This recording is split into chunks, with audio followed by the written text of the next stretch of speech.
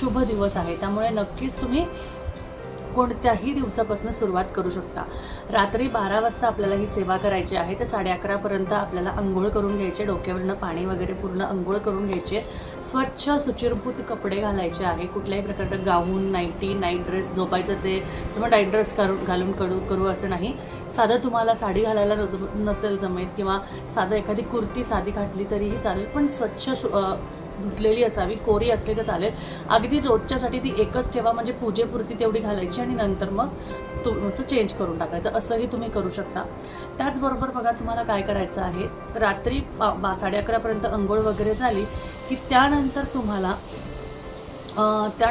तुम्हाला रात्री तुम्ही विष्णू सहस्त्रनाम म्हणू शकता. तुम्हाला इच्छा असेल तुम्ही त्याची सुरुवात करू शकता, विष्णूंची नावं घेऊ शकता किंवा विष्णू गायत्री मंत्रसुद्धा तुम्ही म्हणू शकता आणि तिथून सुरुवात करायची.